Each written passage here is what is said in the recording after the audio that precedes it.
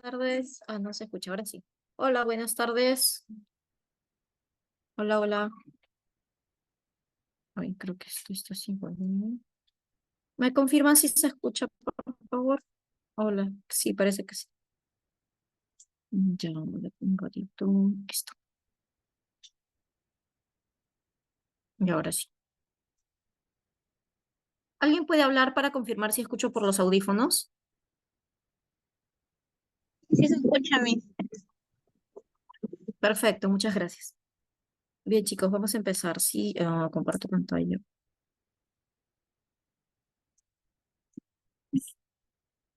Ustedes llevan con el profesor Jorge. Esta semana está hoy apoyándolo con un reemplazo, pero él va a seguir siendo su profesor. No se preocupen. Eh, a ver, un ratito, vamos.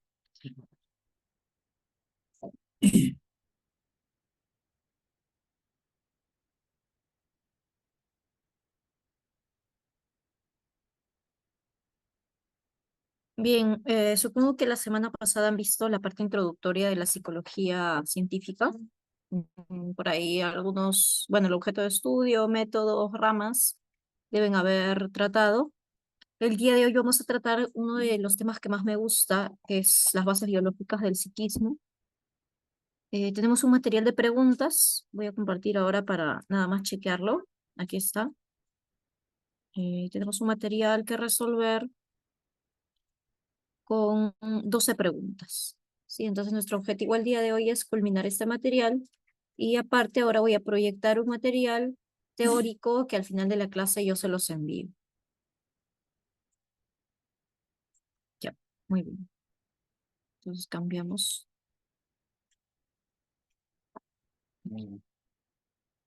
Este,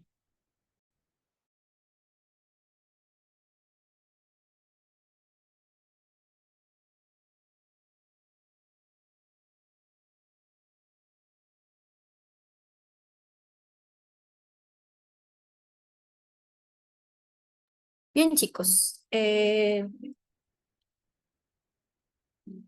vamos a ver el día de hoy las bases biológicas del comportamiento del psiquismo.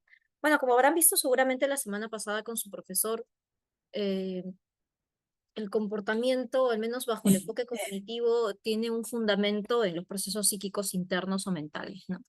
Entonces, bueno, las bases biológicas hacen referencia a las partes del sistema nervioso encargadas de generar ciertos procesos y los cuales son responsables a su vez de ciertas conductas o de la emisión de nuestras conductas.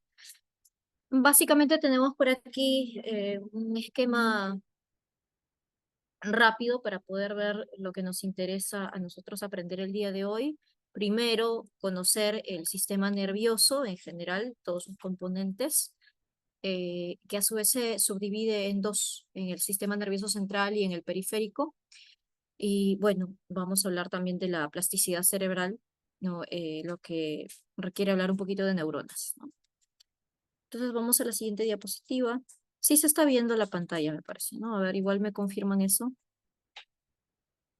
Yo veo acá que sí se ve. Sí, muy bien, excelente.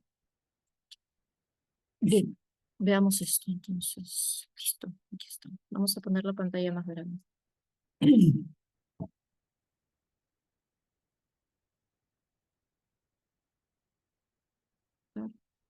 Ya está. Bien, entonces estamos viendo por aquí una especie de cadena de neuronas que se conectan entre sí. Vemos que estas neuronas no están del todo juntas, ¿no? Si hacemos un zoom por acá, por ejemplo, hay un espacio, el llamado espacio sináptico, que se dice es más pequeño que el grosor de un cabello, es muy chiquito, es un espacio que no se ve, un espacio imperceptible, al menos ante el ojo humano, y que al día de hoy pues ya llega a observarse, ¿no? Y que en su momento lo propone Santiago Ramón y Cajal para plantear la teoría de la neurona, ¿no? Se pensaba que teníamos, que nuestro sistema nervioso era una especie de conjunto de, una red de cables en todo nuestro cuerpo.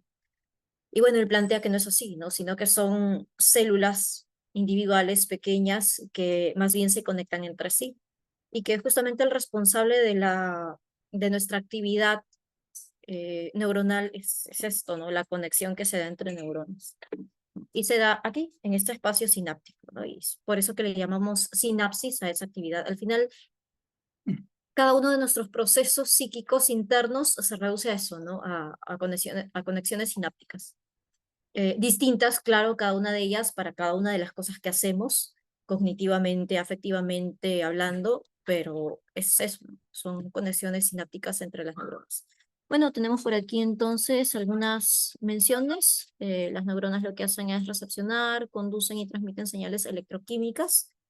Em, bueno, aparte de las neuronas, también existen otras células nerviosas llamadas las glías o neuroglias o células gliales, como dice acá, que no hacen sinapsis, pero sirve para sostén de las neuronas, es decir, le dan estructura, por ejemplo, la mielina, que seguramente ustedes la conocen, que está por acá recubriendo el axón y que sirve para acelerar el proceso sináptico, es producida por una célula glial específica, ¿no? Le da estructura a la neurona. Em, Tenemos células que nutren a la neurona, tenemos células que fagocitan neuronas muertas, haciendo una poda neuronal, principalmente en la etapa de la adolescencia. Es muy importante esa poda neuronal, es como hacer una especie de logística. Eh, y bueno, tenemos distintos tipos de glías que, como decíamos, si bien no hacen sinapsis, pero le dan sostén a la neurona. Bueno, por aquí están las partes, la dendrita, el cuerpo celular o soma, donde está el núcleo de la neurona, el axón, que es este cordón que está internamente, y lo que te decía, ¿no? Las vainas de mielina que aceleran el impulso eléctrico. Por aquí, a ver, tenemos un pequeño zoom, vamos a ver por acá, un poquito para entender más cómo funciona esta sinapsis. Vemos acá, ¿no? El axón, acá está así la recubierta de la mielina. Dirección del impulso eléctrico es de esta manera, ¿no? Desde el soma hacia los pies terminales, que a su vez se comunican con las dendritas de otra neurona. Aquí está el espacio sináptico y aquí vemos lo que sucede, ¿no? Es un zoom al espacio sináptico, ¿no? Está el botón terminal, del que te decía. Acá hay una hendidura sináptica de la otra, de la dendrita de la otra neurona. Por aquí tenemos los neurotransmisores.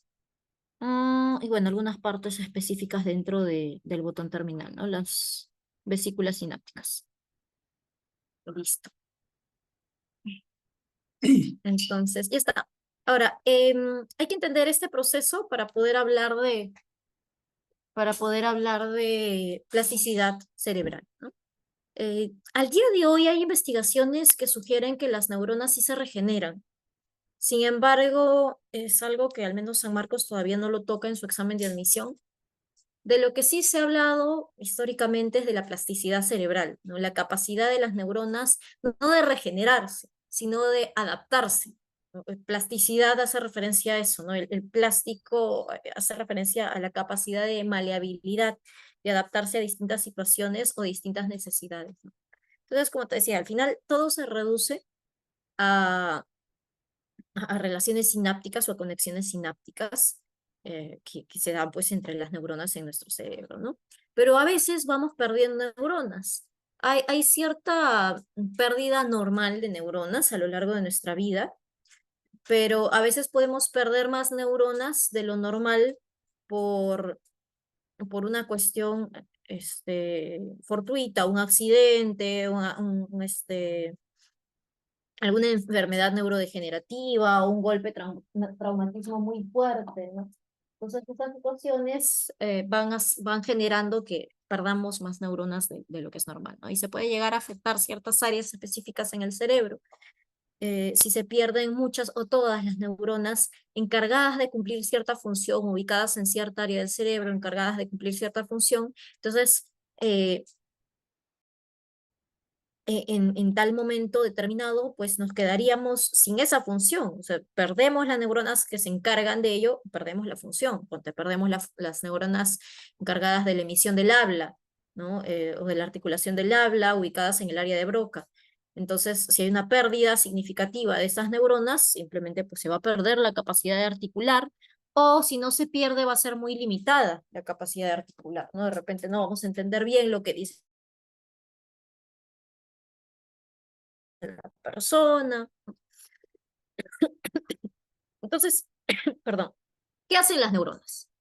Lo que hacen las neuronas es, eh, en vez, no es que las que murieron se regeneren, sino que las que están vivas en zonas aledañas van cambiando su estructura interna para dejar de ser y de cumplir la función que cumplían antes y asumir la nueva función, ¿no? La función que se ha perdido. Evidentemente, no todas las neuronas de un área, ponte el área de la memoria, ¿no? Va a cambiar para ahora cumplir la función de la articulación del lenguaje, ¿no? Pero sí algunas de ellas. Digamos que la mitad, ¿ya? Para hacer las cosas simples. La mitad entonces de neuronas siguen cumpliendo su función relacionada o asociada a la memoria y la mitad de las neuronas empiezan a cambiar internamente, como que mutan, ¿ya?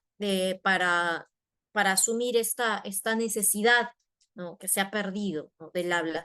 Ahora, esto no se da por arte de magia, ¿no? Como sabemos, en el cuerpo, para que alguna estructura se desarrolle, y eso es para cualquier parte del cuerpo, para que una estructura se desarrolle hay que ejercitar, ¿no? El bebito aprende a caminar, o sea, el bebito no nace con la capacidad de caminar, incluso tiene el reflejo de la marcha, ¿no?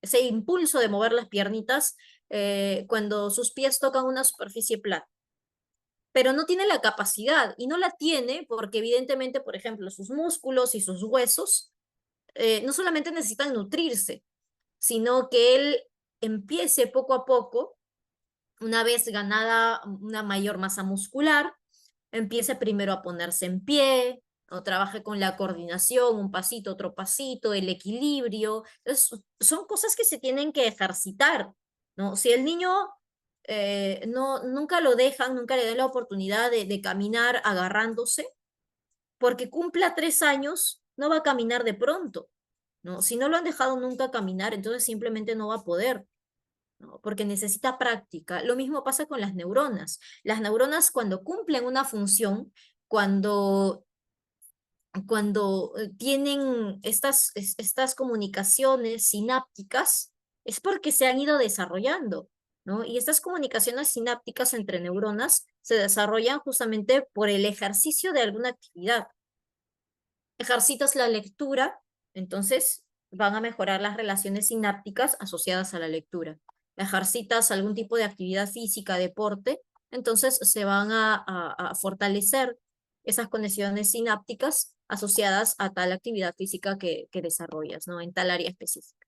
Entonces, claro, es lo que hay que hacer, ¿no? Y tenemos casos asombrosos asociados a esta capacidad, a la plasticidad cerebral, en la que personas, por ejemplo, han nacido, ¿no? Es una condición de nacimiento, ¿no? Con muy poca materia gris, ¿no? Ahora sabes que tenemos la materia gris y la materia blanca, que es básicamente el líquido, ¿no? Y la materia gris, pues, es la parte más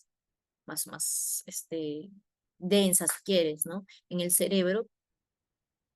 Y bueno, que han nacido con muy poca cantidad de materia gris, la mitad de cerebro, y su vida ha sido normal, ¿no? O ya casos extremos en otro sentido, en que han nacido prácticamente sin materia gris, y a pesar de eso, claro, no es que hayan tenido una vida normal, pero han vivido, ¿no? Han vivido, han desarrollado capacidades que no se supone que pudieran desarrollar, porque vamos, no estaban las áreas que hoy vamos a estudiar encargadas para tal o cual función. Entonces, ¿cómo es que lo explican los neurólogos a la actualidad? Plasticidad neuronal. Esas pocas neuronas que están en las otras partes, por ejemplo, en la materia blanca, en el líquido, se han encargado por la plasticidad de cambiar su estructura interna, ¿no? Y asumir esas funciones necesarias en estas personas, ¿no? Eh, Me pregunta, ¿las bebidas alcohólicas o energizantes tienen que ver con la pérdida de neuronas? Sobre todo las bebidas alcohólicas, las drogas, hay ciertas drogas en específico, ¿no? Las alucinógenas son las más peligrosas con respecto a esto. La falta de sueño, también, el sueño, dormir mal, no descansar bien, dormir muy pocas horas, termina siendo muy bueno, termina siendo fatal para el cerebro, ¿no? Entonces sí, hay que tener cuidado con eso, ¿no? Sobre todo ahora, ¿no? Existe una especie de mito en la preparación preuniversitaria de que hay que dormir menos, tienes que aprovechar al máximo tu tiempo. Yo creo que puedes aprovechar tu tiempo durante el día sin necesidad de estar trasnochándote o amaneciéndote, ¿no? Sobre todo hoy que San Marcos ya ha caído en una especie de realidad, ¿no? Existe una especie de realismo en San Marcos, ¿no? Porque antes sí, en la época que yo postulaba y tus profes más viejos que yo te podrán contar cómo eran los puntajes antes, ¿no? Era casi perfecto. La gente que ingresaba a medicina, casi perfecto se sacaba, ¿no? Entonces uno no sabe si es que antes exigían más o era también parte de la corrupción, esto de ¿no? De los que compran exámenes, ¿no? Que ha salido o se ha destapado con más roche en los últimos años, en los años pasados. Pero bueno, parece que ahora ha caído en una realidad San Marcos, ¿no? Los puntajes ya no son tan altos, ¿no? Entonces, si bien necesitas estudiar bastante, saber cosas, pero ya no es tanto, ¿no? Ya con un 1200 ingresas, ¿no? Con un 1300, un 1400 puedes ingresar a medicina, con 1400 eso era imposible en mis tiempos, ¿no? Y bueno, es entonces una cuestión de ser disciplinado y organizar bien tus tiempos durante el día, ¿no? Prestar atención bastante a las clases, cumplir con tus tareas domiciliarias, ver tus técnicas de estudio, repasar bastante, tratar de evaluarte constantemente, conseguirte exámenes de admisión pasados, eh, hacer tu técnica, que seguramente tus tutoras te hablan mucho de eso, ¿no? Tu técnica de cómo resolver un examen. Y ya está. O sea, no hay ya la necesidad de estar trasnochándose, ¿no? Ahora, yo sí sé que em, cuando ya estamos cercanos al examen de admisión, hacen esto de las maratones de madrugada. Yo creo que eso tiene más sentido en el feeling, ¿sabes? O sea, es el sentir, ¿no? Que el ir como que el que se prepara para la guerra, ¿no? El que siente que ya estamos así, ¿no? Eso te lo dejo a tu criterio, ¿no? Ya más allá de, o sea, el si le haces bien o mal a tu cerebro en esa situación pasa a segundo lugar, ¿no? Claro, que le terminas haciendo mucho daño a tu cerebro si frecuentemente tienes esa práctica de dormir poco, ¿no? Pero que un día te amanezcas, ¿no? Por el feeling, todo bien, ¿no? Ya eso, como te digo, lo dejo a tu criterio. Si tú sabes que al día siguiente te vas a estar durmiendo, ¿no? Como es natural incluso, pucha, mejor no, ¿no? Entonces, si tú quieres estudiar al día siguiente, pues estudia tranquilo al día siguiente en la mañana en horario normal y no participes de una amanecida, ¿no? Pero si tú quieres, ¿no? Como quien dice, ¿no? Por sentir esa experiencia, por vivir la experiencia, bueno, participa de tu maratón de madrugada, ¿no? Si sobre todo al día siguiente puedes darte el lujo de dormir, descansar, no ir. O igual vas a la academia y ya sabes que te vas a dormir, pero bueno, pues tú querías tu experiencia, en fin, ¿no? Ya esas cosas, o sea, ya cuando estás así a semanas o días del examen de admisión, es una cuestión de hacer lo que uno quiere, o sea, sin dejar de estudiar, pero ya estudiar un poco más relajado, o si quieres hacer esas cosas, ¿no? Que sea por la experiencia y no por desesperación de "Ay, tengo que estudiar bastante, porque ya fue, ya, o sea, estudiar es ahorita, ¿no? Ahorita que ustedes están empezando el ciclo, ahora tienen que estudiar, ahora tienen que ganar buenos hábitos, disciplinarse, dormir sus horas, porque además no solo es que le haga bien al cerebro, sino que durante el sueño se consolidan los aprendizajes. Entonces no sirve de nada que te hayas matado estudiando durante el día y la tarde, si en la noche no vas a dormir bien, no se va a consolidar ese aprendizaje. Entonces, bueno, es muy importante conocer de esto, ¿no? De cómo funciona nuestro cerebro para sacarle provecho a este conocimiento. Bien, vamos a ver la siguiente lámina. Por aquí, bueno, tenemos clases de neuronas, ¿no? Por aquí están los receptores sensoriales, aferentes o sensoriales, se llaman estas neuronas.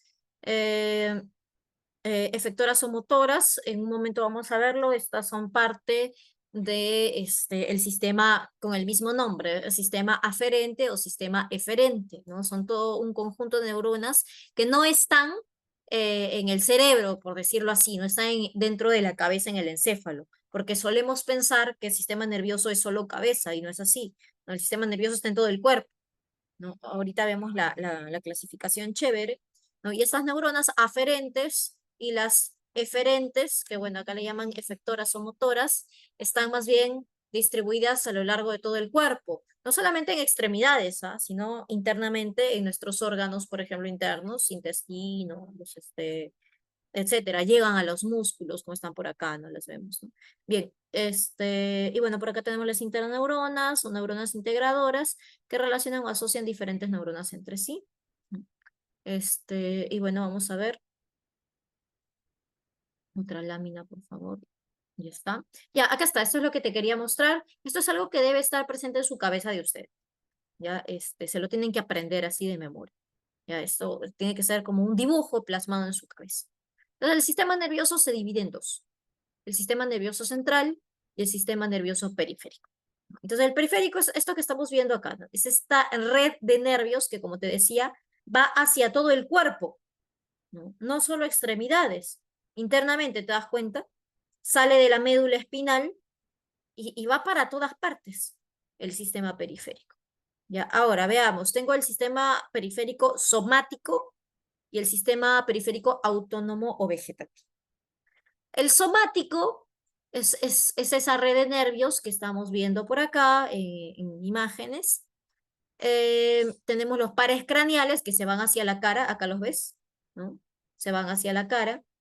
Los nervios espinales, ¿no? Que salen de la médula espinal, acá los vemos como salen de la médula espinal y van hacia todo el cuerpo, ¿no? Está.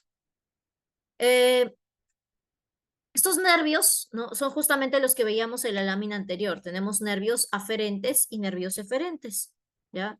Entonces, son como carreteras, digamos, ¿no? Tenemos carreteras de ida, o sea, que salen del cerebro, ¿no? o de la columna en todo caso, ¿no? Van hacia la columna, salen de la columna o del cerebro por aquí hacia la cara, salen, ¿no? y recepcionan todo estímulo sensorial. Entonces, por eso se les llama nervios sensoriales o también aferentes con A, ¿ya? Entonces, aquí están los nervios que forman parte de la vía aferente. Vía, porque es eso, como te digo, es una red, ¿no? Que va por todo el cuerpo, ¿no? Ahora, otra vez, esta red no son exactamente cables, sino más bien nervios o neuronas que se comunican entre sí, como ya habíamos visto en la primera lámina. Entonces tenemos una red neuronal que va desde el sistema nervioso central, que implica cerebro y médula espinal, hacia el resto del cuerpo, hacia la periferia, ¿no? Por eso el sistema nervioso periférico. Pero también tengo una red de nervios que va más bien desde las distintas partes de mi cuerpo, extremidades, órganos internos, hacia el sistema nervioso central. O sea, es una que sale del sistema nervioso central y una que vuelve al sistema nervioso central.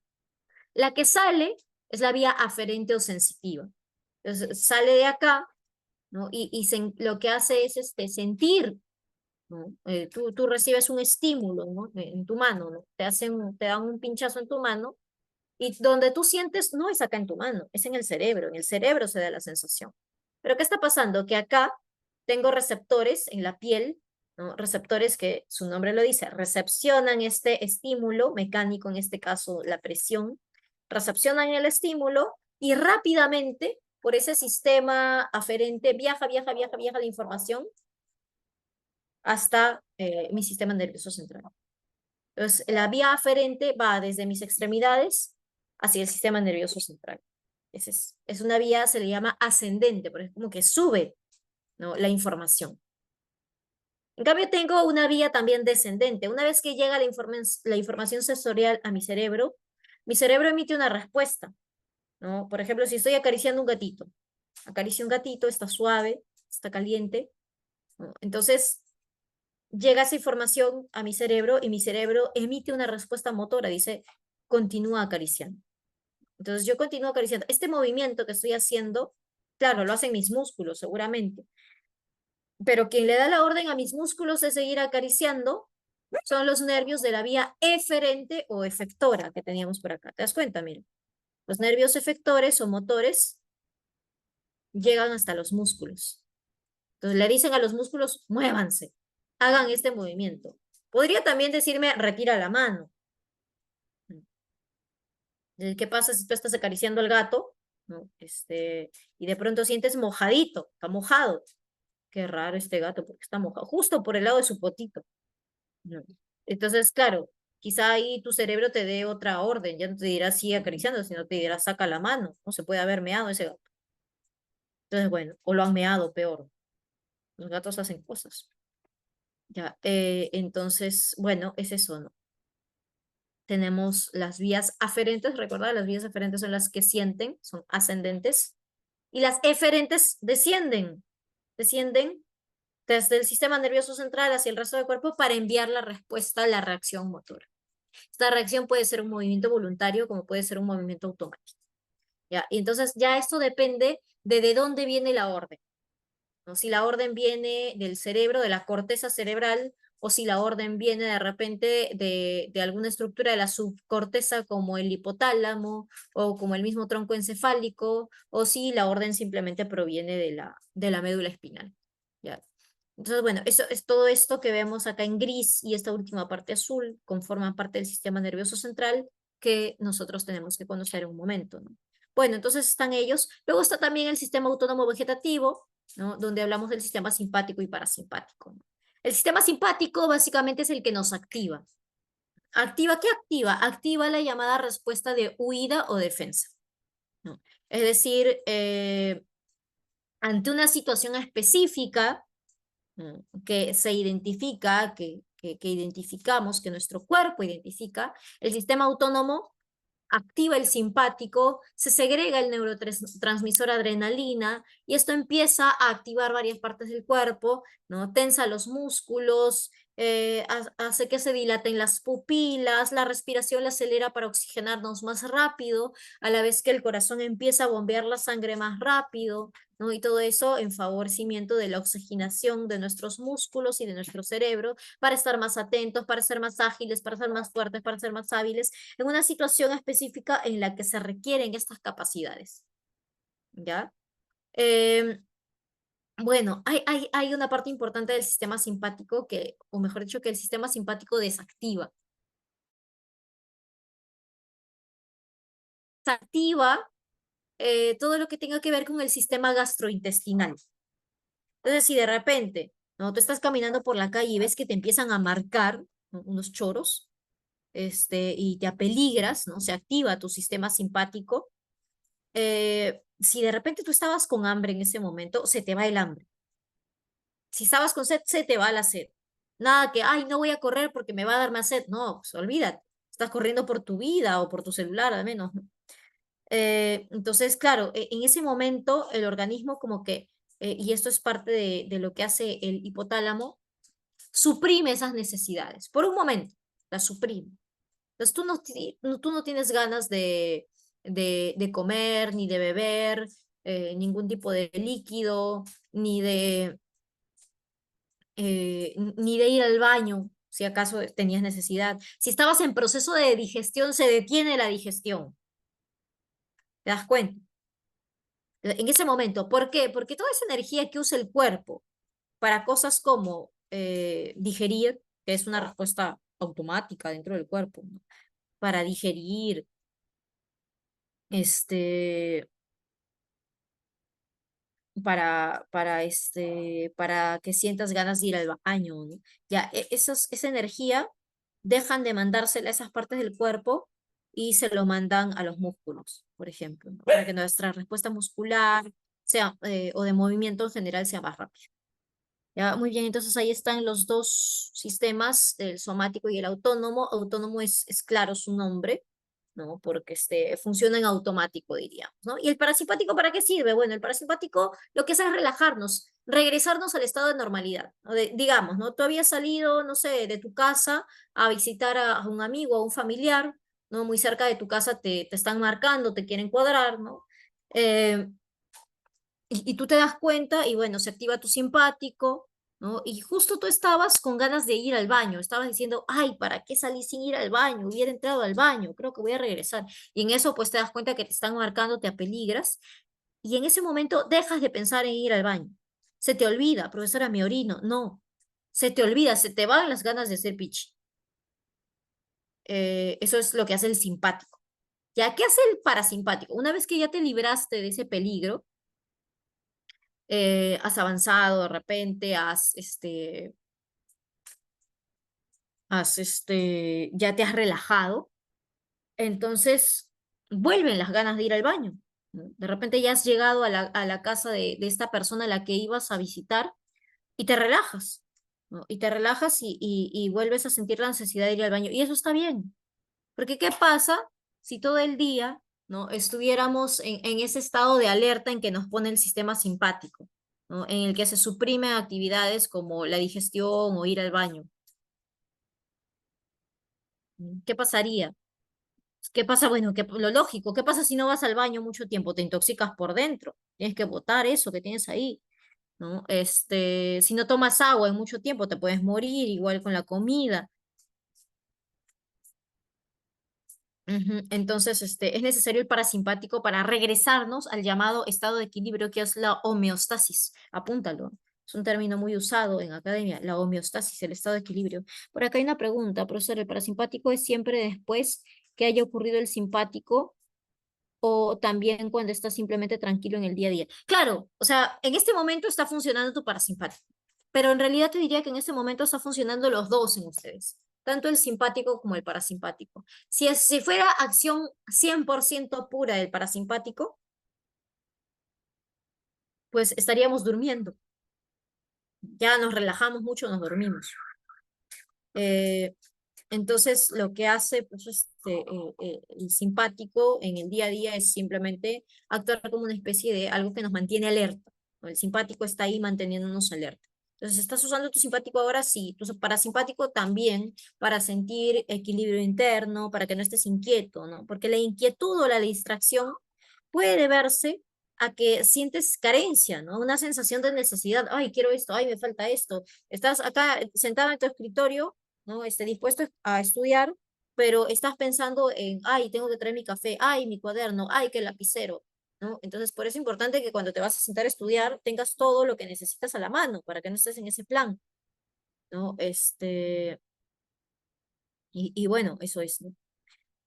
Bien, entonces pasamos ahora sí al sistema nervioso central. Este se divide en el encéfalo y la médula. El encéfalo es evidentemente todo lo que está dentro de la cabeza y la médula es lo que vemos acá, que en realidad se llega a incrustar dentro del encéfalo y va así, ¿no? Viaja así, ¿no? Sale del cerebro. Ahí está, ¿no? ¿Y para qué sirve la médula espinal? Bueno, hay muchas funciones que puede cumplir la médula. Una de ellas la estamos viendo, observando, ya habíamos hablado de esto. De la médula salen los nervios que van a ir hacia el resto del cuerpo. Entonces la médula es muy importante, ¿no? Sirve como una especie de comunicadora, ¿no? Hace una comunicación o establece una comunicación entre el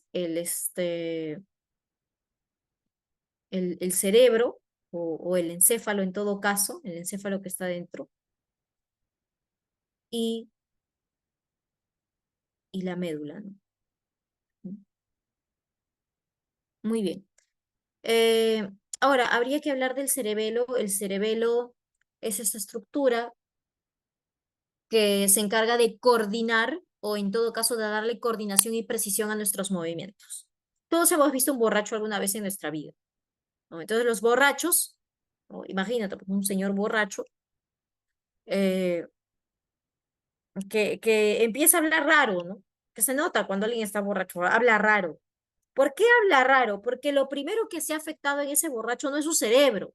Claro que hemos dicho que el alcohol afecta al cerebro, pero lo primero que le ha afectado a él no es el cerebro. Lo primero que le afectó es el cerebelo. Entonces, el alcohol subió por la sangre hasta el cerebelo, y el cerebelo pues se ha visto gravemente afectado y el cerebelo, como decía, sirve para darle precisión a los movimientos, para que estos sean coordinados a su vez, ¿no? Entonces, bueno, claro. Ahora, ¿por qué después se marean al caminar? Justamente por eso, ¿no? Porque como afecta a la capacidad de motricidad, ¿no? De motricidad coordinada y precisa, entonces sí, pues afecta al caminar. No solo eso, sino al hablar, cuando el borrachito habla como borrachito, sí, hermano, tú sabes que yo te quiero, ¿no? Eso, que no pronuncia bien. ¿Por qué es? Porque no puede mover bien la boca. ¿Y por qué no puede mover bien la boca? Es como que tiene la boca suelta. Ya, por lo mismo, está afectada la función motora. Y eso es todo, ¿no? Bueno, ya si es demasiado alcohol, ¿no? Eso que dicen las canciones de que el alcohol se me sube a la cabeza es totalmente cierto. Si se sube, ¿no? Si llega al cerebro, ahí sí ya, pues es cuando los borrachos están tan ebrios que pierden la conciencia, al día siguiente no se acuerdan de lo que hicieron, anula la voluntad, ¿no? Etcétera. Esa situación. Bien, el tronco encefálico está como en la base del cerebro, está uniendo perdón, el cerebro con la médula. Entonces el tronco encefálico no solamente une el cerebro con la médula, un golpe, un traumatismo fuerte a nivel de tronco encefálico te puede generar la muerte, por lo menos un estado de coma. Por lo menos. ¿Por qué? Porque ¿de qué se encarga el tronco encefálico? Se encarga de funciones vitales, que son automáticas, por cierto. De que respires, de que no se hagan los procesos necesarios para seguir con vida, etcétera. Entonces, por eso es muy importante, pues, el, el tronco encefálico, ¿no? En el tronco encefálico también existe una estructura que creo, me parece, lo he visto por aquí en otra lámina.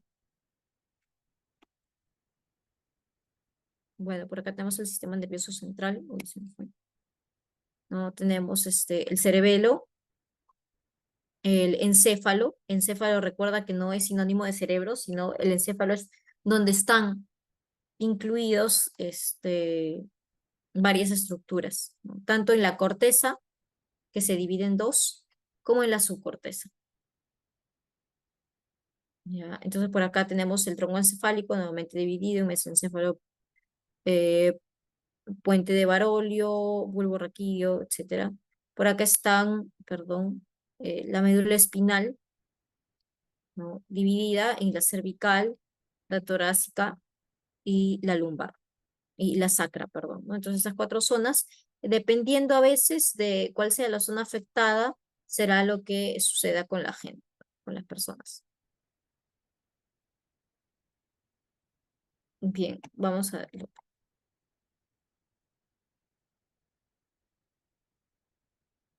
A ver qué dice. Acto y, y arco reflejo. Entonces por acá tenemos el músculo efector,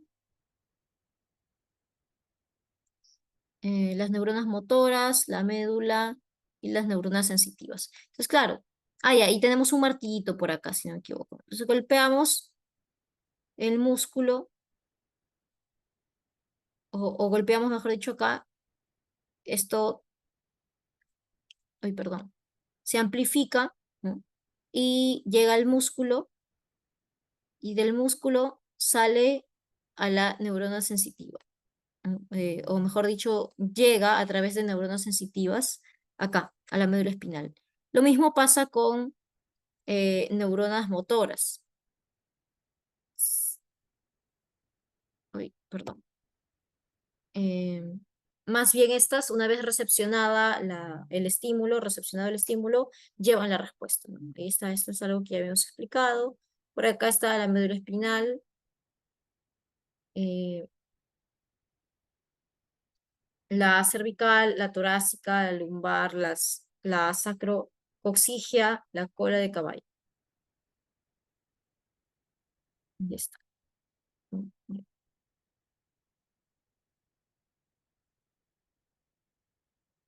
A ver, veamos por aquí. Bien, bueno, ya habíamos hablado del cerebelo, ¿no? Regula movimientos voluntarios, brinda mayor equilibrio, permite movimientos uniformes y coordinados. Ya dijimos, el cerebelo es como quien coordina con el cerebro, porque si bien el cerebro da la orden, quien ejecuta el movimiento va a terminar siendo la vía eferente. y para que haya una especie de acuerdo común entre el cerebro, que es quien da la orden, y la vía eferente o el cuerpo, las partes del cuerpo que van a generar una respuesta. Entonces,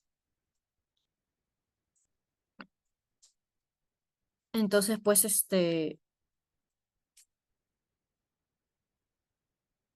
aquí está el cerebelo para coordinar entre esas dos zonas, ¿no?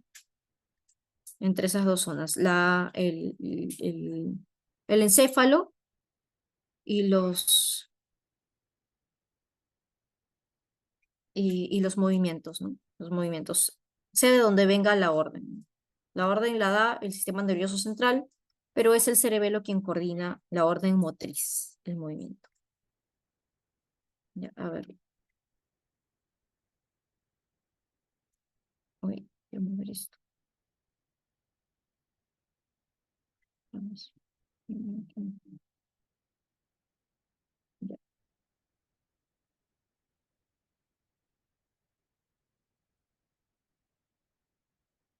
Bien, veamos acá. Bueno, vamos a ver el cerebro, dice dentro de la cavidad craneana, aquí está. Su peso aproximado es de 1350 gramos en adultos.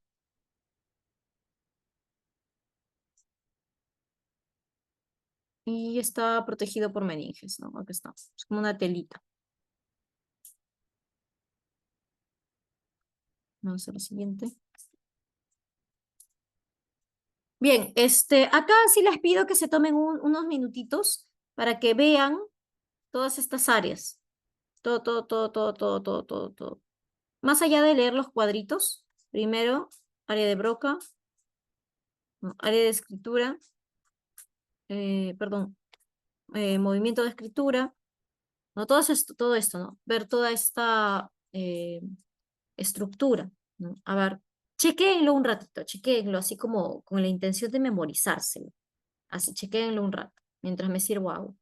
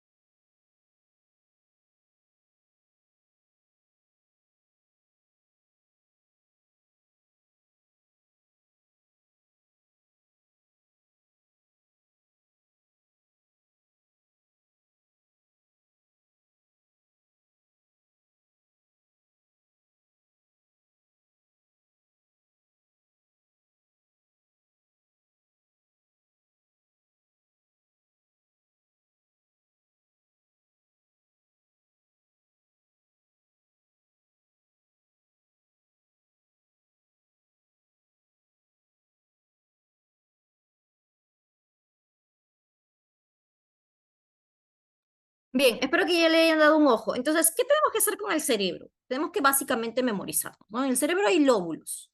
Ya, en un rato vamos a ver también los hemisferios, se parten dos, por así decirlo, tiene dos mitades, pero en realidad eso es algo que conocemos, ¿no? Es como que, al menos a simple vista, pareciera que las dos mitades son iguales. No es cierto, no son iguales. Hay áreas que existen en la parte derecha que no están en el lado izquierdo. Pero bueno, en ambos lados, digamos, hay lóbulo frontal, o sea, hay lóbulo frontal derecho-izquierdo, hay lóbulo parietal derecho-izquierdo, hay occipital derecho-izquierdo, hay temporal derecho-izquierdo, y ya me parece que con eso tenemos todo, ¿no? Entonces, veamos acá, ¿no? Veamos el lóbulo frontal, ¿no? Que está acá con rojito, ¿no?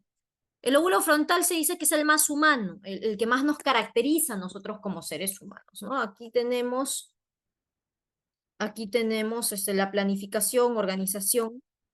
el razonamiento, la personalidad, ¿no? Que tiene que ver también con la ética, con los valores, porque recuerda que la personalidad es la combinación de factores sociales, es decir, valores aprendidos en sociedad, normas, como también lo biológico y lo personal, ¿no? La decisión libre personal. La memoria a corto plazo se encarga el lóbulo frontal, ¿no?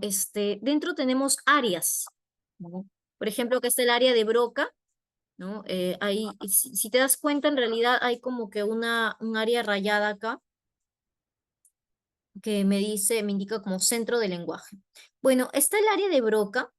El área de Broca es la encargada de la articulación del lenguaje, es decir, estos movimientos que hacemos con la boca para que se entienda lo que decimos. Entonces, lo que te decía del borrachito, ¿no? Si el borrachito no mueve bien la boca, entonces no se entiende lo que dice, ¿no? Esa es la cuestión, el área de Broca. Ahora, el área de Broca no solamente se encarga del movimiento, porque en todo caso los movimientos los coordina el cerebelo.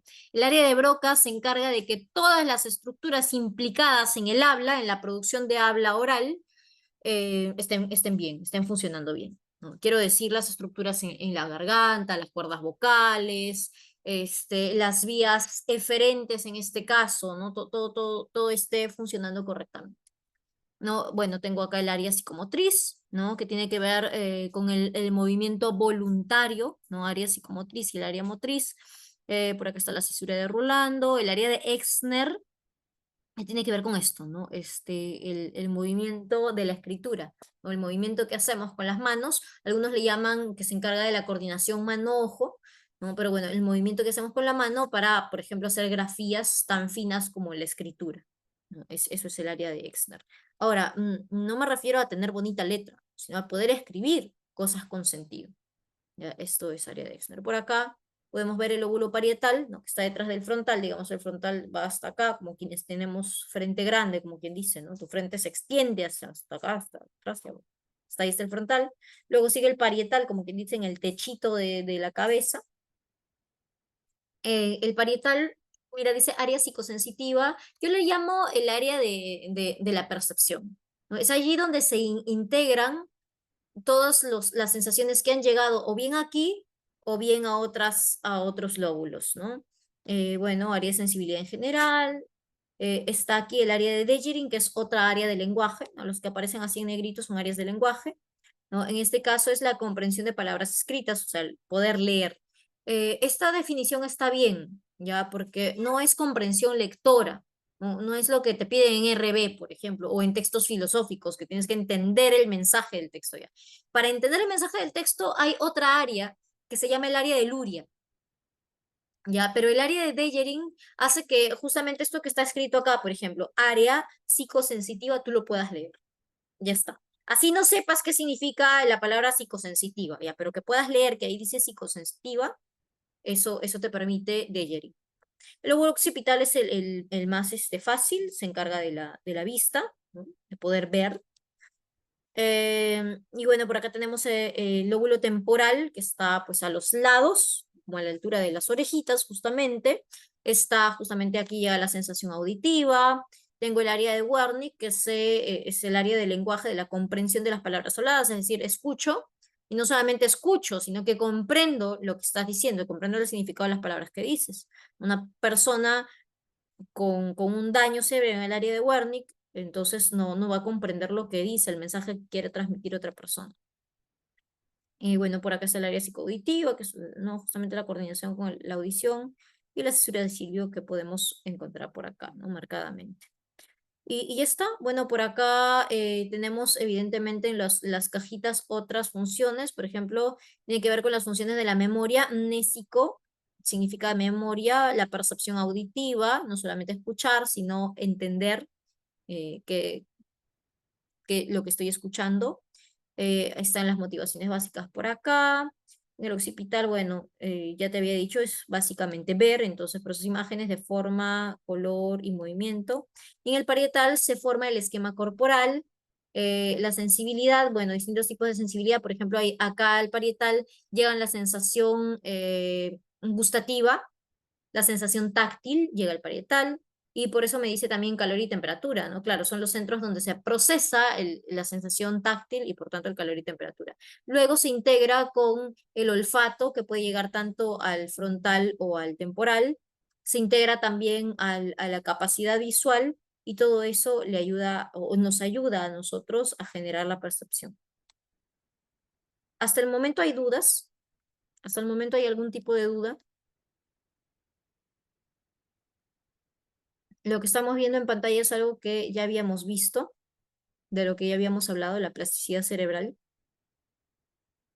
A ver, dice, ¿cuál es la diferencia entre lóbulo frontal y corteza prefrontal? Ya, la corteza prefrontal, o que algunos le llaman área prefrontal, está ubicada en el lóbulo frontal.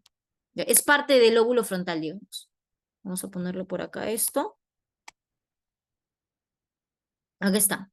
Aquí está el área prefrontal, justamente adelantito, en la frente, diríamos. Ahí está el área prefrontal. Ahora, el área prefrontal es el área más avanzada en el ser humano y en los seres vivos en general, ¿ya? Donde está, por ejemplo, lo que mencionábamos, ¿no? La moral. Bien, habíamos hablado ya de la plasticidad, ¿no?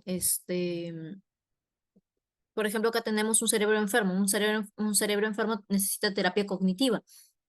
Lo que te había dicho, hacer ciertos ejercicios que fuercen a nuestras neuronas a generar nuevas conexiones sinápticas. Entonces eso, ¿no? Es la reestructuración funcional de sus redes neuronales a lo largo de la vida, ¿no? Producto de experiencias, de lo que vamos haciendo, ¿no? De cómo vamos ejercitando las neuronas. Bien, pasamos al siguiente y, ¡ay! Ya está. Entonces veo que, no, ustedes tienen su sílabus, ¿verdad? Les agradecería si se pueden fijar. Es eso, ¿qué es neuroplasticidad? La plasticidad de las neuronas.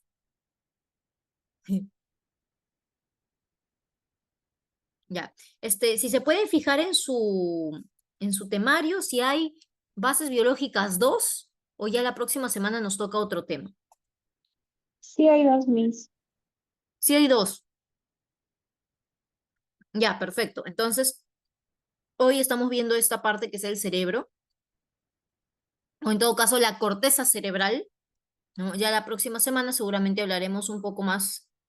Ay, mira, no, sí, sí hablamos de esto, ¿no? Sí, claro. Entonces hemos visto, digamos, el encéfalo, y dentro del encéfalo, o el sistema nervioso central, el encéfalo, la médula, te hablé de ella, que se encarga de los reflejos, ¿no? Por acá está, ¿no? Los reflejos, esta reacción refleja. Ahora, ¿por qué es importante la reacción refleja de la médula?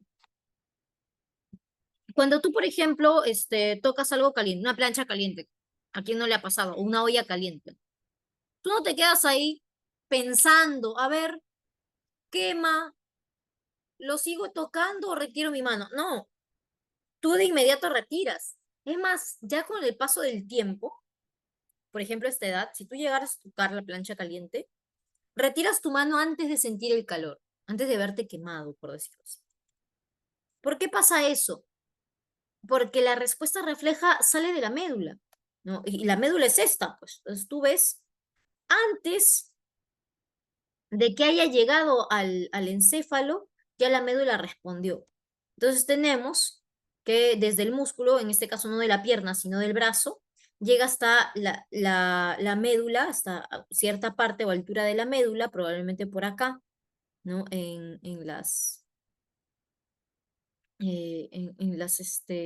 la parte torácica.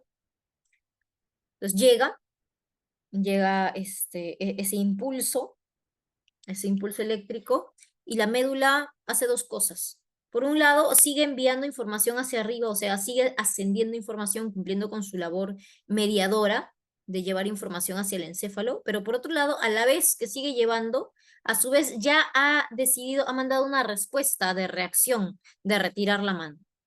Entonces, no necesitamos que un estímulo llegue hacia nuestro cerebro para que sea procesado siempre, sino que hay estímulos que no llegan al cerebro a ser procesados, sino que simplemente se ejecuta una orden automática. de eso se encarga pues la médula, ¿no? De esas órdenes automáticas. Entonces me parece a mí que nos falta un poco hablar de esto, del cerebro, pero de la subcorteza del cerebro, ¿ya? Pero por lo demás podríamos nosotros ir resolviendo nuestro material. Entonces vamos ahora a proyectar el material.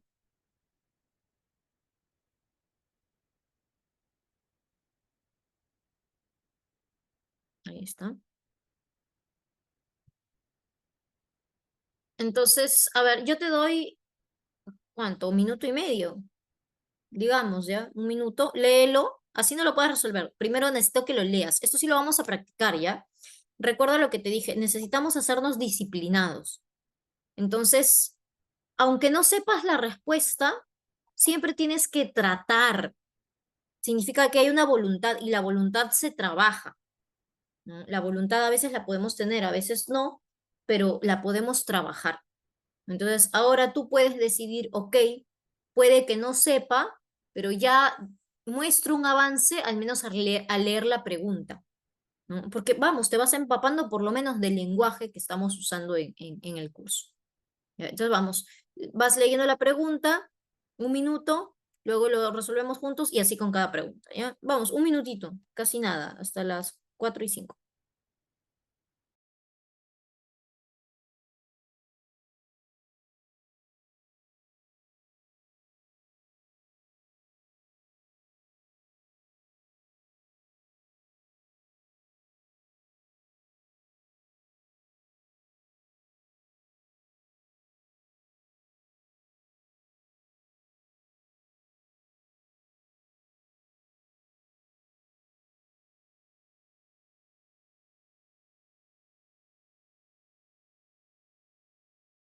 Ajá, muy bien. Espero que hayan podido leer. Entonces nos encontramos ante un caso interesante. Normalmente nos ponen casos, como sabes, en San Marcos, bajo el modelo de examen DECO, ¿no?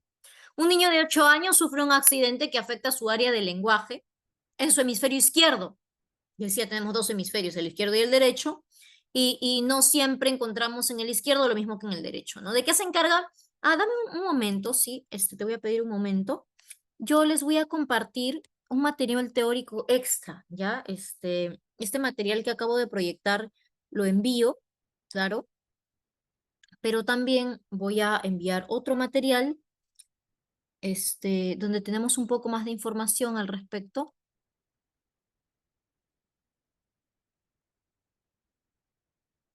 A ver, te voy a enviar un link, un enlace, y bueno, pues con ese enlace ya me parece que es esto, sentidos, no.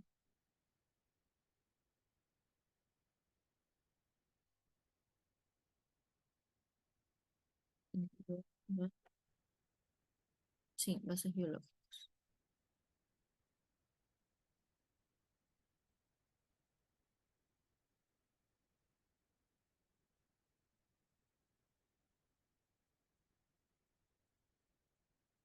En resumen, ¿de qué se encarga el hemisferio derecho? Se le llama el hemisferio del arte y el izquierdo el lógico. Ya, a ver, entonces ahí te estoy enviando el enlace. Vamos a darle una ojeadita rápida, esto sí me interesa compartirlo. Aquí está. Entonces, tú vas a ver esto.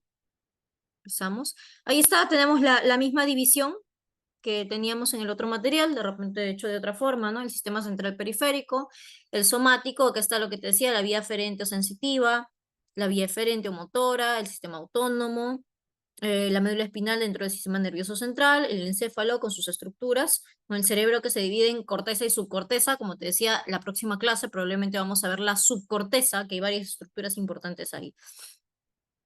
Acá te hablo un poco más de la neurona. Mira, acá hemos colocado algunas células gliales, la plasticidad, el sistema simpático, el sistema parasimpático,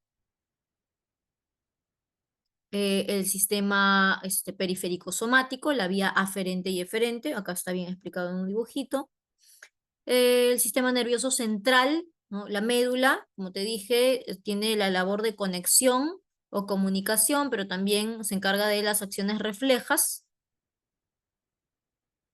Acá está el tronco encefálico, también están señaladas las partes, el cerebelo, lo que te decía, ¿no? Esta respuesta o esta función de coordinación del movimiento, coordinación y precisión. Dentro del tronco encefálico está SARA, ¿no? SARA es la estructura llamada sistema activador reticular ascendente, ¿no? Como sistema activador reticular ascendente lo que hace es mandar impulsos hacia arriba.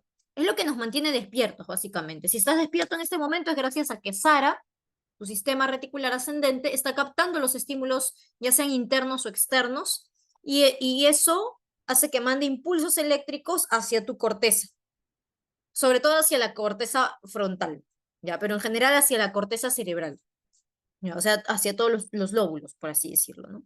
Entonces, hace que tus lóbulos se mantengan alerta, trabajando.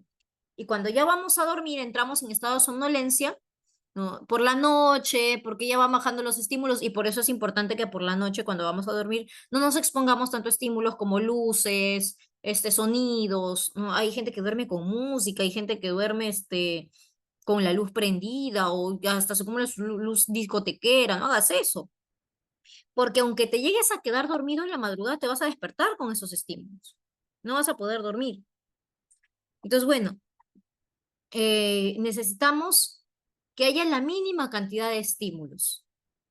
Así, nuestro hipotálamo da la orden para que empiece a producirse el neurotransmisor melanina, ¿no? Y gracias a esto, perdón, la melatonina, sí, la melanina es otra cosa, ya, la melatonina, ¿no? Y gracias a esto entramos en el estado de somnolencia, ¿no? Y gracias a la segregación de melatonina también, es que Sara entiende que ya debe dejar de trabajar. Por un momento Sara deja de trabajar, deja de interpretar los estímulos y de enviar impulsos eléctricos a la corteza cerebral. Te digo por un momento porque luego cuando ya estamos dormidos y bien dormidos y entramos a la fase del sueño que se llama la fase MOR, Sara empieza otra vez a mandar impulsos, pero esta vez los impulsos, aunque podrían provenir del ambiente externo, como te dije, si te quedaste dormido, con la ropa puesta de todo el día, encima ropa ajustada, en algún momento de la noche te vas a despertar porque Sara le está avisando a tu cuerpo que hay estímulos ahí estorbando, o con la luz prendida, etcétera, ¿no? Pero si nada de eso, ¿no? O sea, si estás dormido profundamente, bien relajado, los impulsos que manda Sara hacia la conciencia o hacia la corteza cerebral es de lo interno, ¿no? Y allí se da la consolidación del aprendizaje que te decía. O sea, todo lo que has estudiado tú durante la tarde, Sara lo reconoce como un estímulo y empieza a estimular nuestra corteza. Entonces, nuestra corteza cerebral empieza a generar relaciones sinápticas de todo lo que hemos estudiado. Y por eso que ahí se consolida el conocimiento. Y por eso si no dormimos bien, no hay descanso, no hay actividad de Sara durante el sueño, entonces no hay consolidación del conocimiento. Y eso es importante. Bien, por aquí, bueno, el cerebro, como te decía, se divide en dos, la corteza y la subcorteza. Veamos por aquí. Aquí está nuevamente. Bueno, acá estamos viendo las estructuras de la subcorteza. Dice, entonces estaría mal tener un despertador, ya que no dormimos lo que nuestro cuerpo pide. Está mal y no está mal.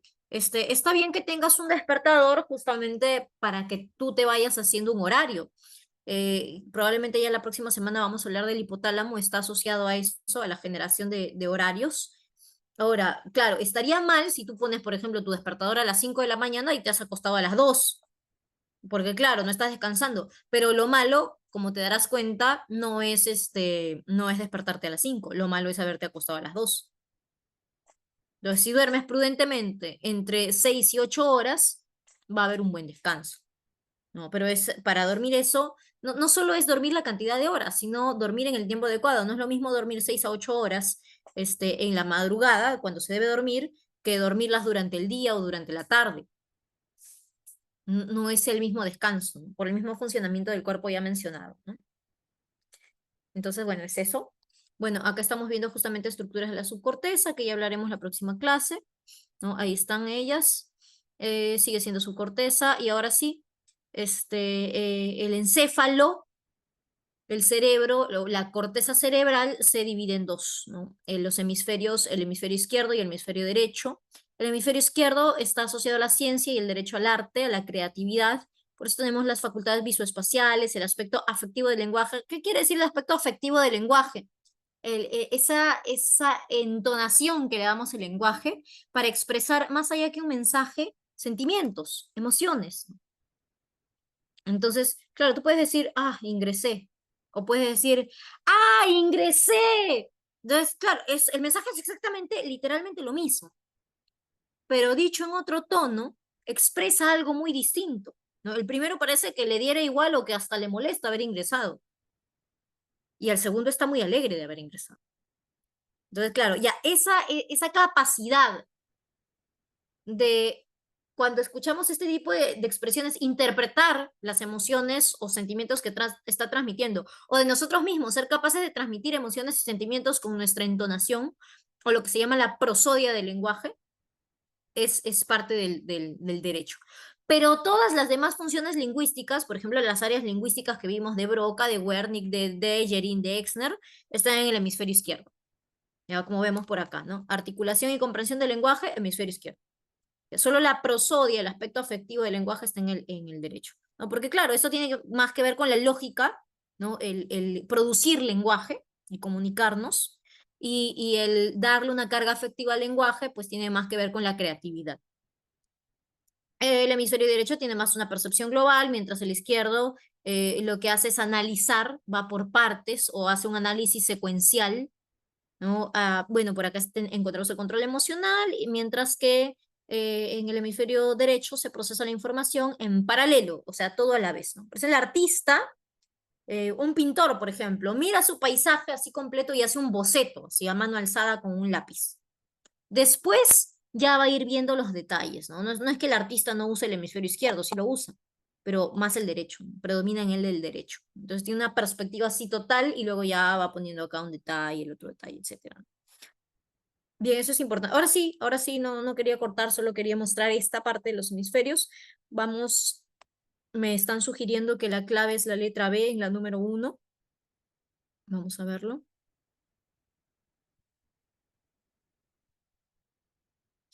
Entonces, gracias a la plasticidad cerebral, muy bien, ¿no? Bueno, tras la terapia intensiva, el niño recupera la capacidad de hablar y comprender. Este caso demuestra la capacidad del cerebro de adaptarse y compensar daños. Muy bien, claro, justamente al adaptarse compensa los daños. Perfecto. Uy, aquí nomás. Carambas.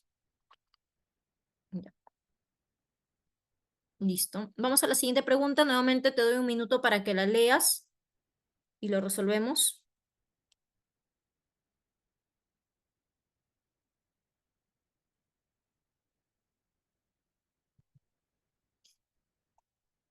Bien, ya está, hay claves. Me dice, un hombre camina descalzo. Ay, caramba.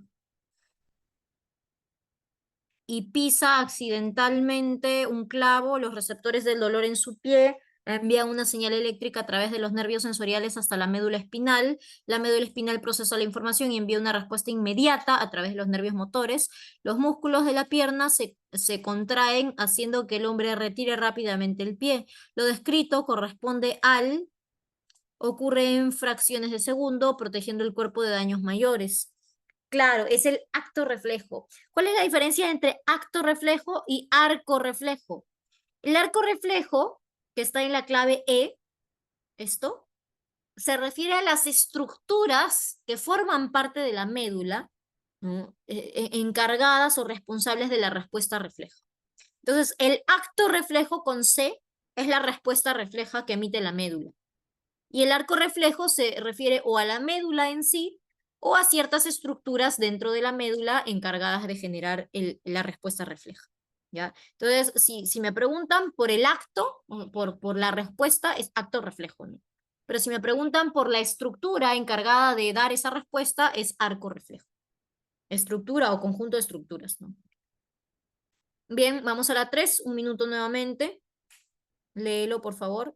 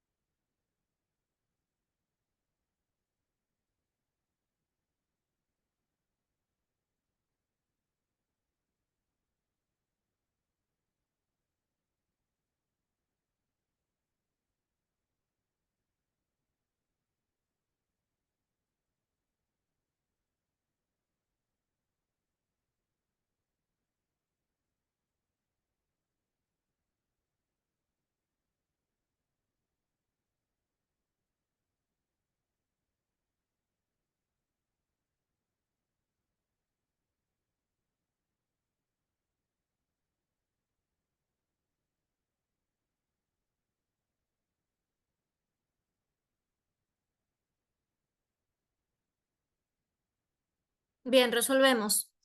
Una consulta, ¿se escucha bien? ¿Siempre se escucha bien? Porque me están diciendo que ha habido problemas con el audio.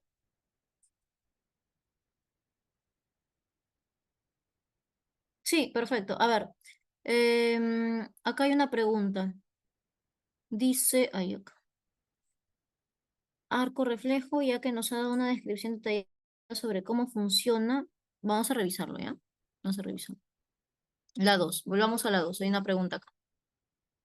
A ver, mm, los músculos de la pierna se contraen haciendo que el hombre retira rápidamente el pie. A ver, vamos más arriba. La médula procesa la información, envía una respuesta inmediata a través de los nervios motores y esa respuesta es que los músculos de la pierna se contraigan. Ya, entonces, me está preguntando lo descrito, ¿cómo se llama? ¿Y lo descrito qué es? Lo descrito es la respuesta, la acción. Si bien me está describiendo a quienes participan, ¿no? La médula, la pierna, pero bueno, los músculos de la pierna no son parte del arco reflejo. Ya, simplemente están siendo mencionados porque son parte del proceso de la respuesta. Ya, pero la respuesta misma es un acto reflejo. Ya, muy bien, entonces ahí está bien en la A. Vamos a la siguiente pregunta, que me dicen por ahí la B, si no me equivoco. ¿Sí? A ver, un paciente de 45 años sufre una lesión tras un accidente cerebrovascular.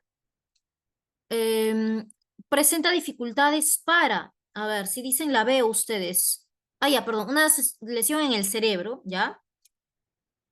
Para mantener el equilibrio, coordinación, perdón, cerebelo, ya, ahora sí. Mantener el equilibrio, coordinación motora deficiente, que se llama ataxia, y temblores al intentar movimientos precisos, como alcanzar un objeto. Estas alteraciones evidencian la función de ese elemento biológico a nivel encefálico en la regulación del movimiento y la coordinación. Su recuperación incluye terapia física para mejorar la función motora. Perfecto, ¿no? Claro, la clave está acá, ¿no? Cuando me habla de la regulación del movimiento y la coordinación, evidentemente se refiere al cerebelo, cuyas funciones son las mencionadas en la clave B. A ver, vamos a la 4. A ver, revisan rapidito.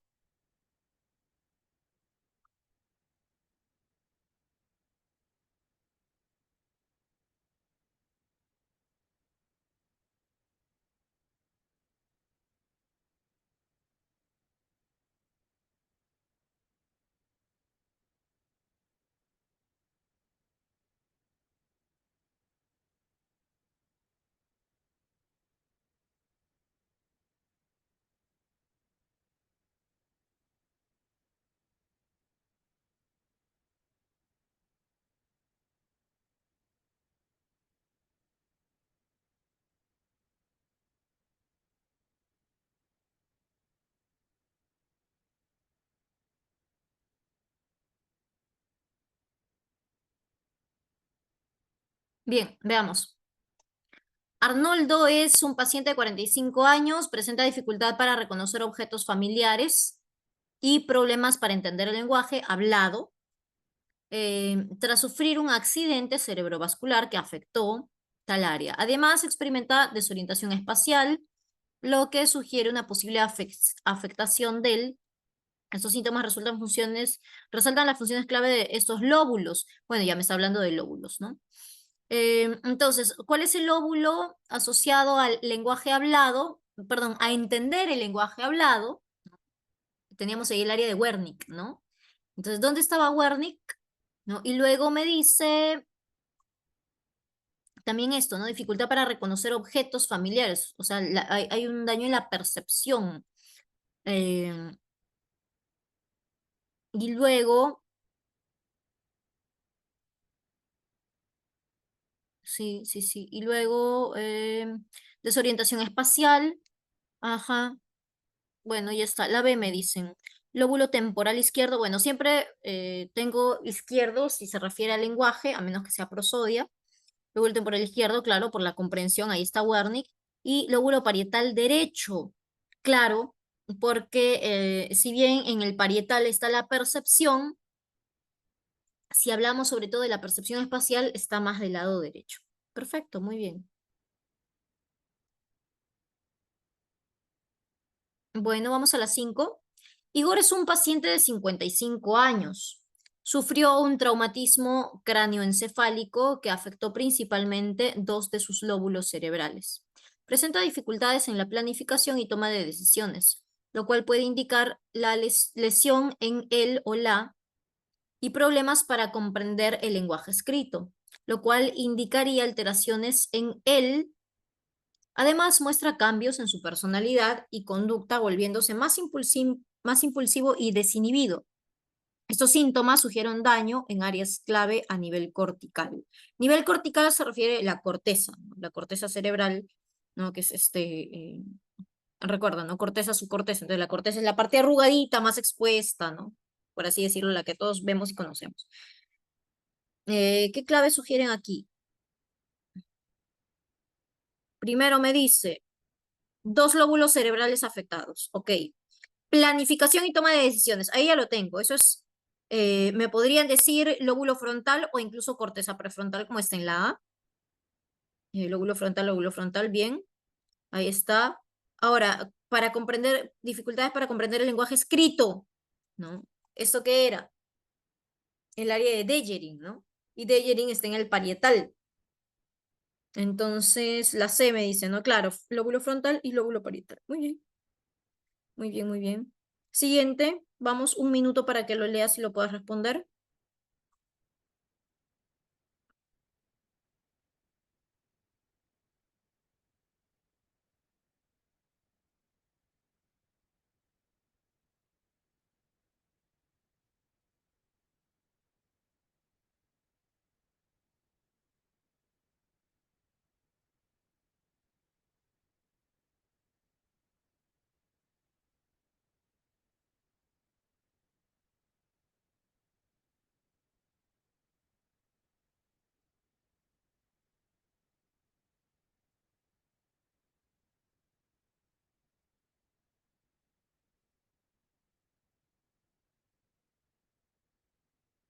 Listo, dice, Daniel es una paciente de 35 años, sufrió un accidente cerebrovascular que afectó tal área en él, bueno, en cierto lóbulo, vamos a ver.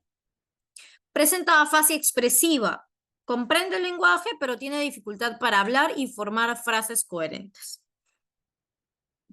Entonces, el primer problema, hablar o articular el lenguaje oral, formar frases coherentes, que tiene que ver con lo mismo. Su habla es lenta, con escaso vocabulario y omisión de palabras funcionales. Sin embargo, su capacidad para expresar emociones está relativamente preservada. La rehabilitación logopédica se enfoca en mejorar su expresión verbal y recuperar la fluidez. Bueno, probablemente lo que se ha afectado es Broca, ¿no? Broca que está en el frontal, muy bien. Ya está. A ver, por aquí. Nuevamente 1 minuto.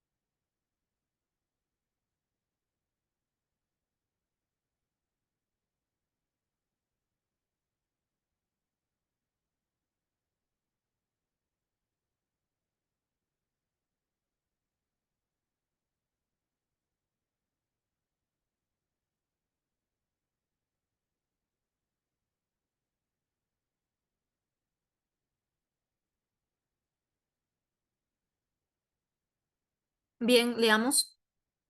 Marco Aurelio es un paciente de 65 años. Luego de una lesión cerebral, se descubrió que el habla es abundante pero incoherente, con dificultad para comprender el lenguaje oral y escrito. La resonancia magnética muestra una lesión ubicada en él. Esto confirma un diagnóstico de afasia receptiva. El paciente inicia terapia de lenguaje para mejorar la comprensión y comunicación.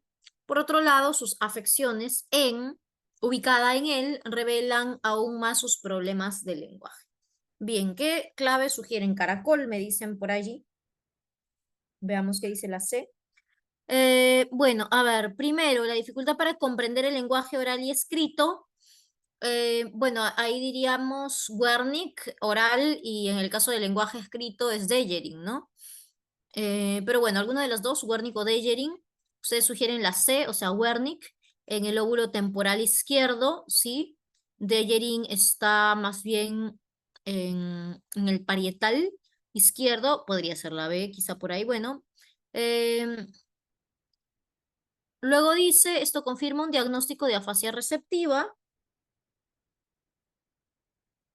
Bueno, afasia es en general, o sea, una dificultad o un trastorno lingüístico, ¿no? Que va a afectar alguna capacidad que nos permite comunicarnos, ¿no? Ese es un término muy general en cuanto a deficiencia del lenguaje, en este caso en la capacidad de recepcionar los mensajes.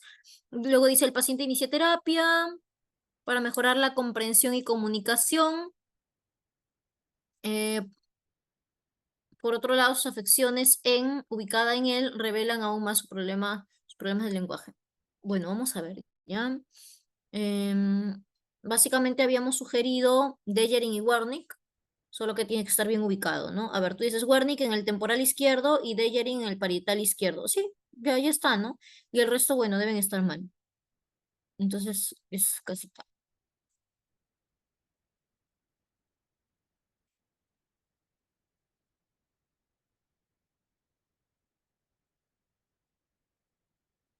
Ujú, claro, muy bien. Siguiente pregunta. Un minuto nuevamente. Damos un minuto.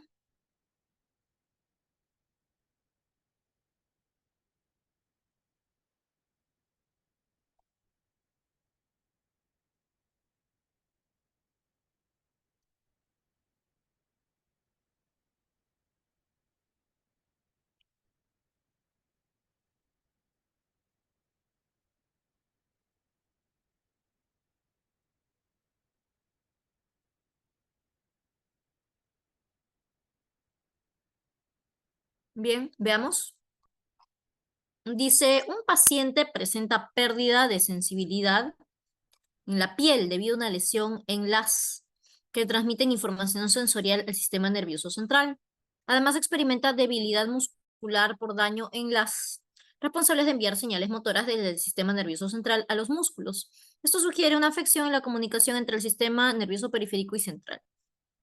El diagnóstico podría apuntar a una neuropatía periférica. Dice, se requiere evaluación neurológica y estudios de conducción nerviosa. Bueno, sí, ¿no? Si estamos hablando del sistema periférico y de estas redes neuronales que comunican la periferia del cuerpo con el sistema nervioso central, estamos hablando del somático, ¿no? Es decir, de las vías aferentes y las vías eferentes.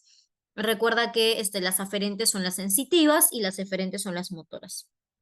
A ver, dice, acá hay una pregunta. ¿Cómo tendría que ser la pregunta para que sea interneuronas?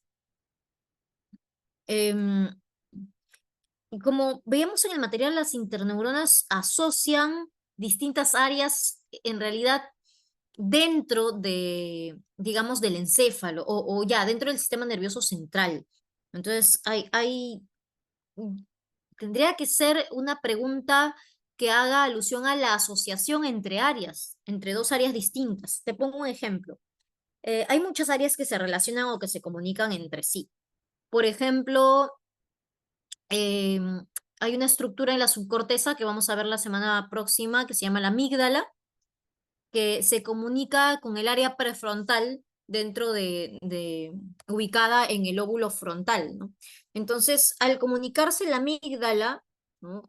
Por medio de estas interneuronas o neuronas de asociación con el área prefrontal, se generan las conexiones sinápticas necesarias para el control emocional. La amígdala es la estructura encargada de la reacción emocional.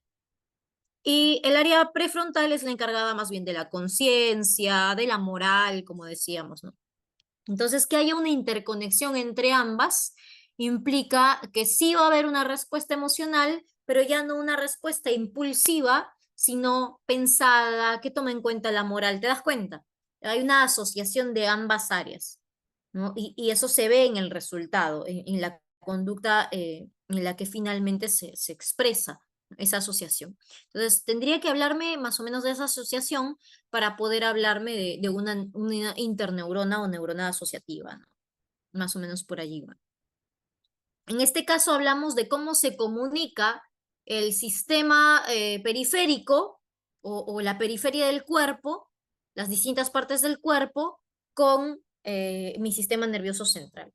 Entonces, claro, como mi cerebro se llega a enterar de lo que pasa en la punta de mi pie, no por telepatía, sino gracias a esta red de cables o esta red neuronal, siendo un poco más precisos, esta red neuronal que viaja desde el dedo de mi pie hasta mi cabeza, ¿no? Entonces son redes de ida y vuelta. Decíamos que la que va de ida, es decir, desde mi dedo de mi pie, en este caso, en este ejemplo, hasta, digamos, mi lóbulo parietal, es la vía aferente, la que lleva la sensación. De repente, me pincho con algo, mi dedo gordo del pie.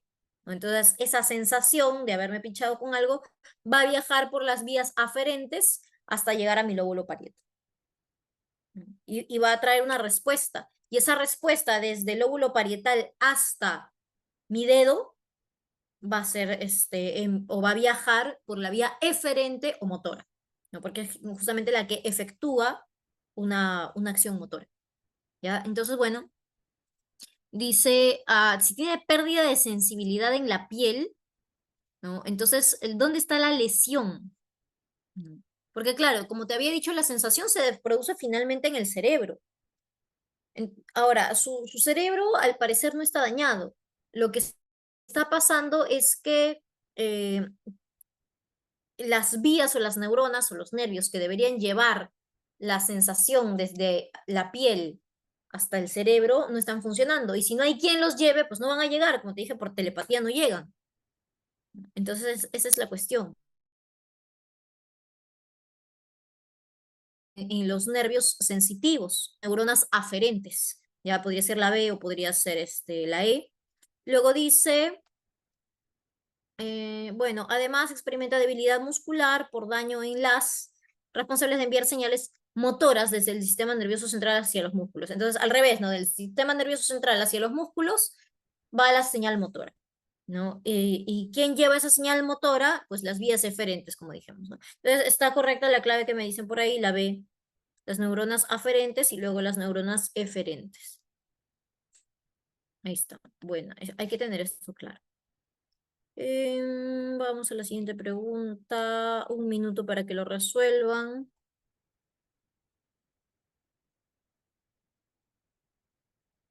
Perdón.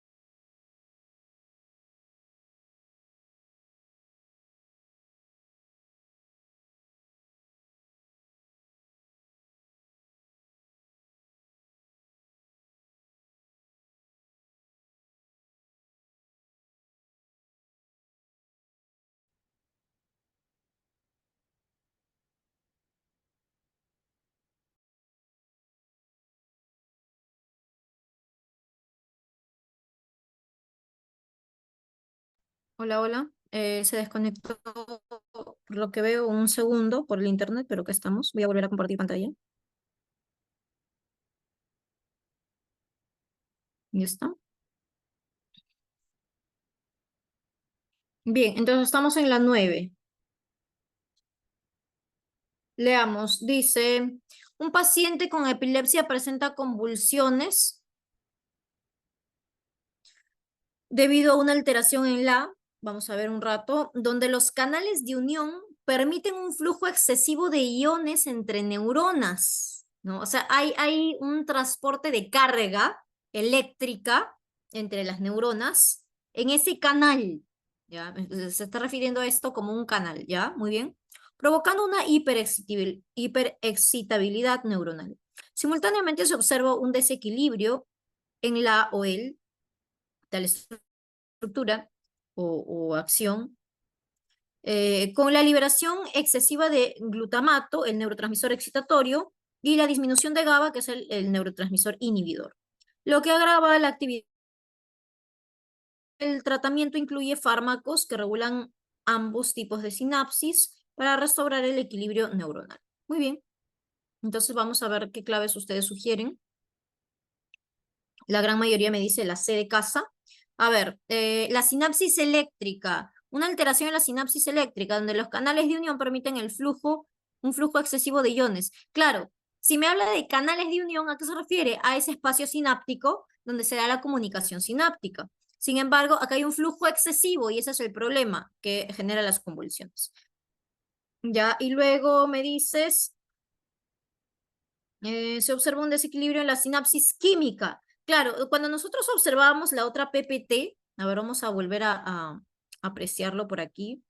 ¿Dónde está? Aquí está. Por aquí está. Aquí, ¿no? Ya, y aquí en el zoom veíamos justamente, o sea, haciendo este zoom veíamos el proceso de la sinapsis. Uy, aquí dice. Ya,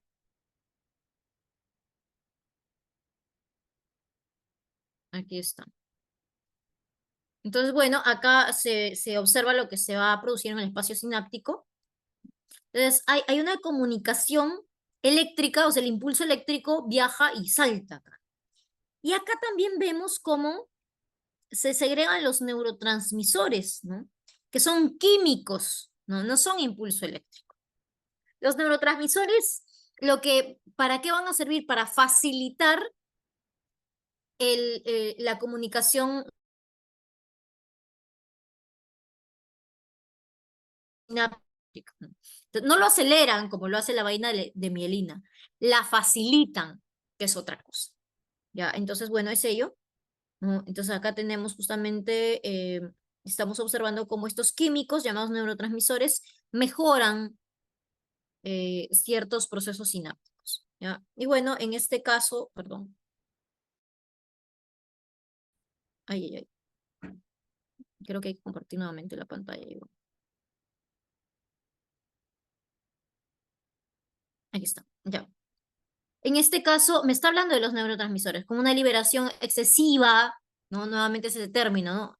Aquí el problema es el exceso, aunque a veces hay problemas por defecto también, ¿no? Falta de cierto neurotransmisor, déficit de cierto neurotransmisor, en este caso hay un exceso, ¿no? Exceso flujo de iones y también exceso de glutamato, que justamente es el neurotransmisor excitatorio. Entonces tenemos básicamente una persona que va a estar se va a activar mucho, por ejemplo, su sistema simpático y el parasimpático no va a funcionar bien porque todo está relacionado, ¿no? Tanto el sistema nervioso central como el periférico se relacionan entre sí, trabajan siempre en conjunto, ¿no? Y el neurotransmisor inhibidor, el GABA, más bien hay una disminución de GABA, ¿no? Y bueno, por eso nuestra respuesta sería la C, ¿no? Una sinapsis eléctrica y la sinapsis química que se observa con estos neurotransmisores. Vamos a la número 10. Te doy un minuto nuevamente para leer.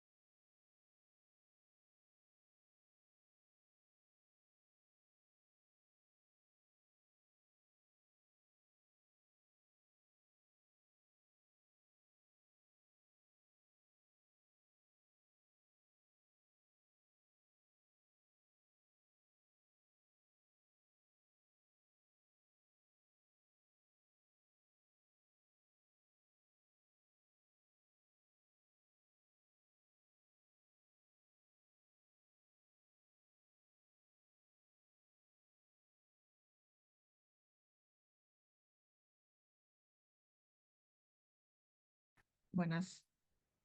Ya está. Hasta hace un momento la Miss estaba intentando, ¿se me escucha? Hasta hace un momento la Miss estaba intentando conectarse, pero ya no lo logró, ya no lo logra. Justo dicta de acá en 10 minutos al otro salón y me estaba diciendo que le faltaban dos preguntitas, perdónenme a todos, no acepto.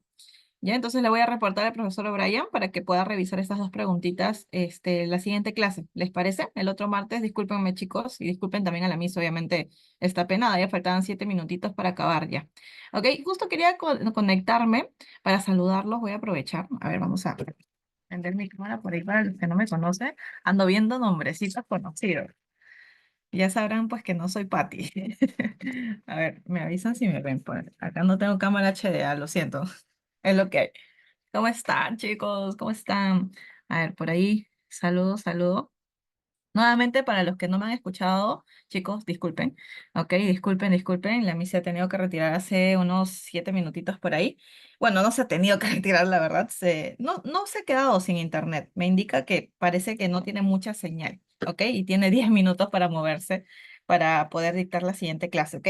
Me ha dicho las claves, les dicto igual, la 10 es beso, ¿listo? La 11 es enano y la 12 casa, para que puedan comparar y si tienen dudas, el otro martes le preguntamos al profesor O'Brien. ¿Listo? Ok, quería presentarme con ustedes. Mi nombre es Lisette. Bien, 10 besos, 11 enano y 12 casa. Muy bien, Julie. Gracias. Ok, entonces quería presentarme con ustedes. Yo soy Lisette. Estoy a cargo del aula virtual. Bien, por ahí le he pedido permiso a su mi Patti para poder meterme aquí un ratito y poder presentarme. Miren, ya vamos a acabar creo que el primer mes y recién puedo conectarme para presentarme con ustedes. Ya va a acabar el ciclo ya. Ok, entonces para los que no me conocen, es un gusto. Sé que estos primeros días, estas primeras semanas, no todo ha salido del todo bien, pero créanme, he estado detrás moviéndome para solucionar todo de inmediato. Su mi Pati también ha estado ahí, súper pendiente de ustedes para que todo salga bien, ¿ok? Pero hay cosas que lastimosamente, chicos, se escapan de nuestras manos y no podemos hacer nada. Sé que por ahí algunos han estado incómodos, que con el horario, que con esto. Pero chicos, el horario siempre se hace con anticipación, pero que esté con anticipación no significa que nunca va a haber problemas. Lastimosamente, y ojalá